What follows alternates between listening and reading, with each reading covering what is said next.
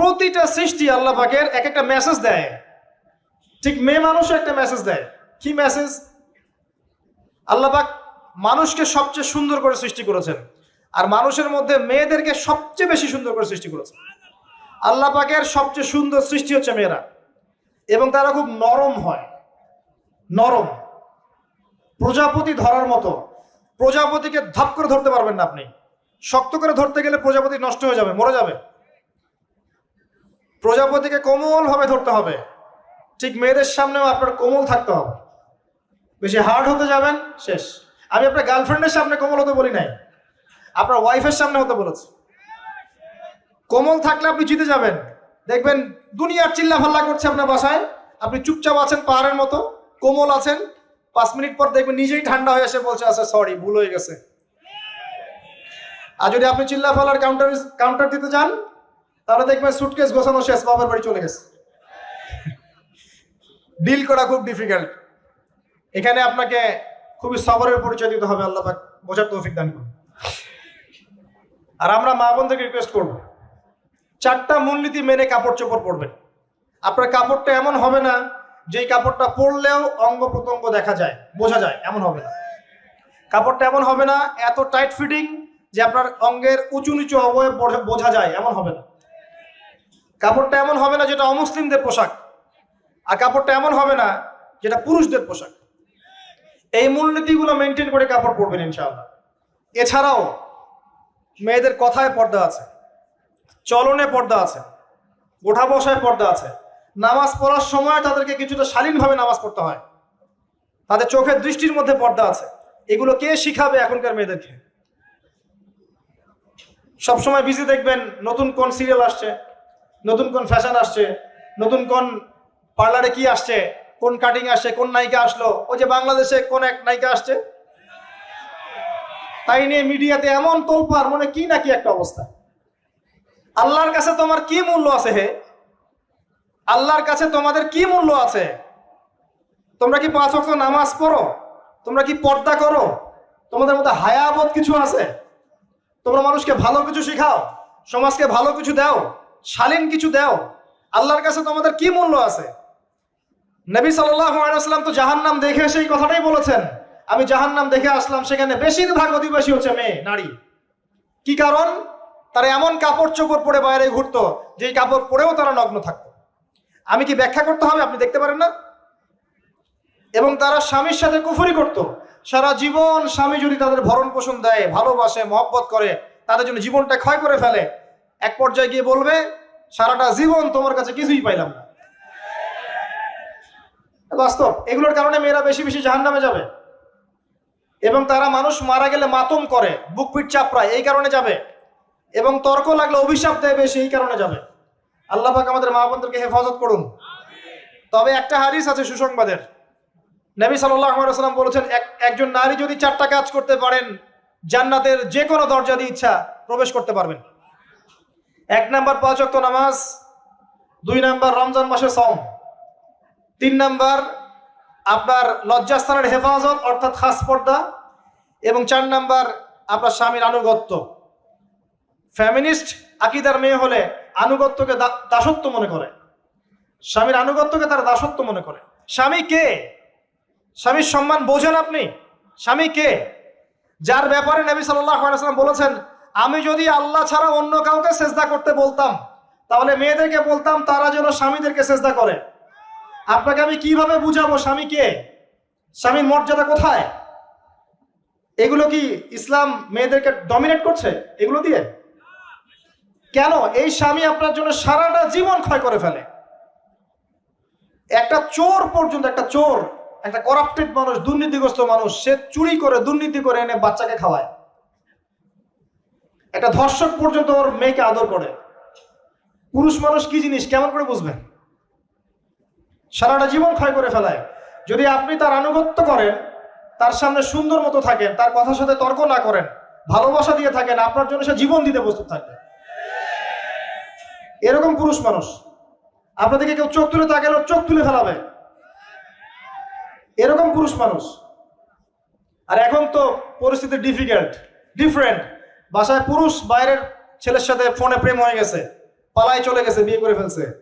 দেখবেন বাসায় স্ত্রী আছে, বাইরের মেয়ের সাথে প্রেম করে বিয়ে করা শেষ। বিয়ে করলে সমস্যা নাই, ব্যভিচার করে ফেলছে। বিয়ে সে করতেই পারে, সে যদি সমতা রক্ষা করতে পারে, সেটা তার ডিফারেন্ট ইস্যু, এটা অন্য ইস্যু। তো স্বামীর আনুগত্য আপনাকে কিভাবে বুঝাবো? এটা দাসত্ব নয়। নবী সাল্লাল্লাহু আলাইহি ওয়াসাল্লাম বলেছেন, কোনো স্বামী যদি কোনো স্ত্রীকে চায়, তার প্রয়োজনের জন্য চায়, মহব্বতের জন্য, স্ত্রী যদি চুলায় রান্না করতে থাকে, ওই রান্না ফেলে দিয়ে তাকে আসতে হবে। হাদিস। রাতের বেলা স্বামী স্ত্রী শুয়েছে, স্বামীর চাহিদা আছে, স্ত্রীর কোনো সমস্যা নাই, স্ত্রী ফিট, ইচ্ছা করেই অহেতুক স্বামীকে বলল আমি রাজি না, উল্টা পাশে মুখ করে ঘুমিয়ে গেল। আল্লাহর নবী বলছেন, সারা রাত আল্লাহর পক্ষ থেকে একজন ফেরেশতা আসবে, এসে এই নারীকে অভিশাপ দিতে থাকবে। এখন এগুলো হাদিস শুনলে বলবে যে ইসলাম তো মেয়েদেরকে ছোট করছে। একজন মেয়ে তার, একজন স্বামীর কথা বলছে, স্বামী তার মেয়ে, তার স্ত্রী, তার মা, তার বোন, সবাইকে তার মিরাসের হক দিতে হয়। একজন মেয়ে তার বাবার সম্পত্তি পায়, কোনো কোনো ক্ষেত্রে তার ভাইয়ের সম্পত্তি পায়, তার স্বামীটা তো পাই, তার ছেলেরটাও পায়। নানি হলেও সম্পত্তির হক আছে।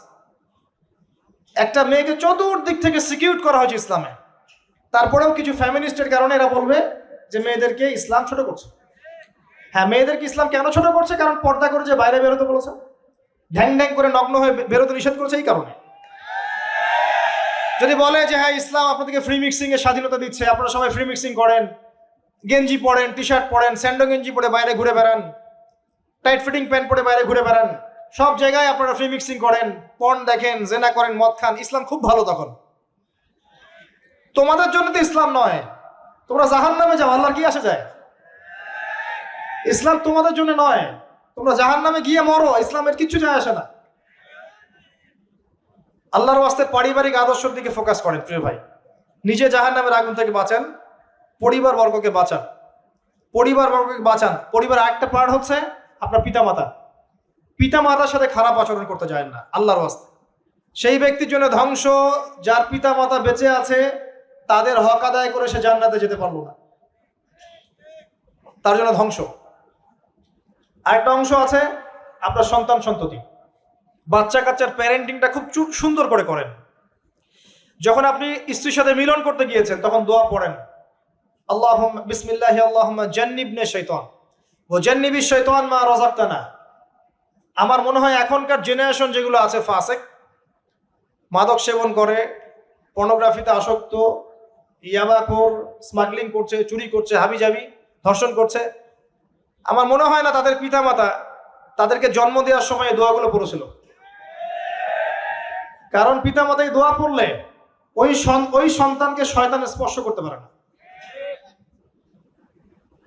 সন্তান হবে, সন্তান ছেলে হোক মেয়ে হোক, আপনার এটা নিয়ে মন খারাপ করার কিছু নাই। একজন কন্যা সন্তানকে লালন পালন করে সৎপাত্রে পাত্রস্থ করলে এই মেয়ে পরকালে আপনার জন্য জাহান্নামের আগুন থেকে ঢাল হয়ে যাবে। যার কাছে দুইজন মেয়ে আছে, দুইটা মেয়েকে সে ভালো করে মানুষ করেছে, নবী সাল্লাল্লাহু আলাইহি ওয়াসাল্লাম বলছেন সে জান্নাতে আমার সাথে এমন করে থাকবে, এইভাবে। কেউ যদি বিধবার দায়িত্ব নেয়, সেও নবী সাল্লাল্লাহু আলাইহি ওয়াসাল্লামের সাথে এইভাবে থাকবে। এতিমের দায়িত্ব নেয়, এইভাবে থাকবে। ফ্যান্টাসিতে ভুগছেন, একটা এতিম মেয়েকে বিয়ে করেন, একটা অসহায় তালাকপ্রাপ্ত মেয়েকে বিয়ে করেন, একটা বিধবা মেয়ে যার স্বামী মারা গেছে, কেউ নাই দেখার, তাকে বিয়ে করেন, তারপরে বোঝা যাবে আপনার মধ্যে কতটুকু দিন আছে। আর বর্তমান সভ্যতা আমাদের কি সমাধান দিবে? সবাই যদি দিনদার একটা করে ক্যাটরিনা খোঁজে, এই এতিম, এই বিধবা, এই যাদের দেখার কেউ নাই, এই মেয়েগুলা কি রাষ্ট্রের সম্পত্তি হয়ে থাকবে? এদের দায়িত্ব কে নিবে? পুরুষরা যদি দায়িত্ব না নেয়, কে দায়িত্ব নিবে? এখন কেউ যদি ওদের দায়িত্ব নিতে যায়, তখন তাকে আবার খারাপভাবে উপস্থাপন করা হয়, এই ব্যক্তির মনে হয় চরিত্র খারাপ। কিন্তু এদিকে বাইরে 10টা জেনা করে বেড়াচ্ছে, কোনো সমস্যা নাই, এগুলো উস্কায়। এইসব জাহেলদের জন্য ইসলাম নয়। ইসলামের প্রতিটা বেসিক ফান্ডামেন্টাল মানবতার কল্যাণের জন্যই। এগুলোকে ফরজ করা হয়নি, আপনি নফল, আপনার সামর্থ্য থাকলে আপনি করতে পারেন, না করলে কোনো সমস্যা নাই। কেউ যদি করে, যে ইসলাম পরিপূর্ণরূপে পালন করার চেষ্টা করছে, এটার উপরে আমল করার চেষ্টা করছে, তাহলে আপনি তাকে ক্রিটিসাইজ করছেন কেন? কি সমস্যা আপনার? আরেকটা পার্ট হচ্ছে সন্তান সন্ততি। বাচ্চা কাচ্চাকে ছোটবেলা থেকেই মানুষ করতে হবে এমন ভাবে যাতে করে বড় হয়ে এরা এই উম্মার খালিদ এবং ওমর হতে পারে। বাচ্চা ছোট ছোট বাচ্চাকে আপনি ভালো খাবার দেন, ভালো খাবার দেন, মায়ের স্নেহ দেন, বাবা মার সাথে রাখেন, একটু গ্রাম্য পরিবেশে নিয়ে গিয়ে তাকে বড় করেন। কেন বলছে কথা? এখানে পরিবেশ সুন্দর থাকবে, সে দৌড়াবে, ধুলার মধ্যে মাঠের মধ্যে খেলবে, সুন্দর ভাষা শিখবে। এরপরে তাকে ভালো প্রতিষ্ঠানে পড়ান। প্রতিষ্ঠানটা এমন হবে যে প্রতিষ্ঠানে জেনারেল শিক্ষা, ইসলামিক শিক্ষা একসাথে দেয়া হচ্ছে, সে সব শিখবে। আমার ছেলে কোরআনে হাফেজও হবে, আমার ছেলে ডক্টরও হবে ইনশাআল্লাহ। এভাবে এভাবে করে তোলেন। আধুনিক হন, মাথাটা খাটান, ব্যাকডেটেড মানসিকতা বাদ দেন। বিশ্বটা এগিয়ে গেছে, আমাদেরকে এগিয়ে যেতে হবে। একমুখী জ্ঞান দিয়ে আপনি কিচ্ছু করতে পারবেন না এই যুগে।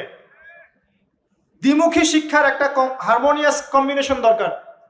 আমাকে কোরআন জানতে হবে, সায়েন্সও জানতে হবে, নাহলে আমি সায়েন্স দিয়ে কোরআনকে ব্যাখ্যা করতে পারবো না, কোরআন দিয়েও সায়েন্সকে ব্যাখ্যা করতে পারবো না। জানতে হবে আমাদেরকে।